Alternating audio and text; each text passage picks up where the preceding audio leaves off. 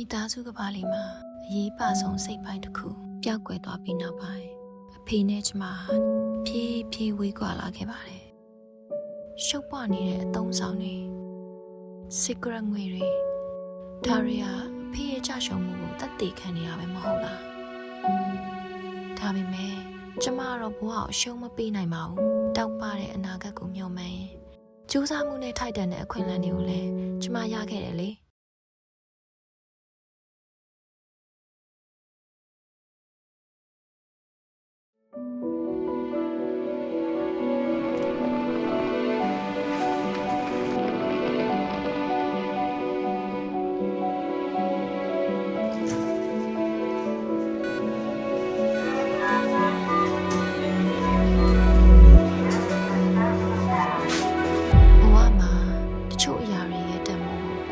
မဆုံးရှုံးရဲ့အချိန်ထိသတိမထားမိတတ်ကြပါဘူး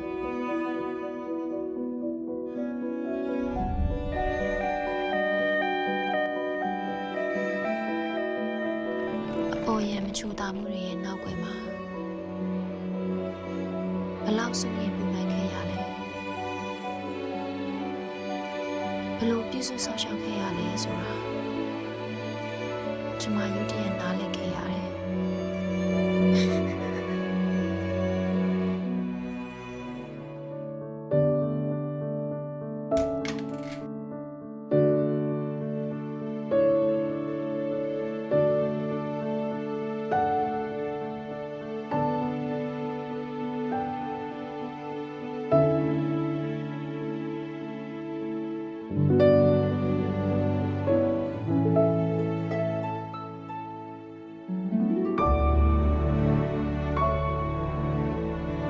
ချစ်ချင်းမြတ်တာဆိုတာ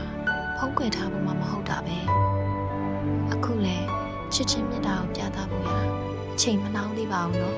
နိုင်မဲ့မြတ်တာနဲ့အမြဲတူရှိပေးခဲ့လို့ကျေးဇူးပါ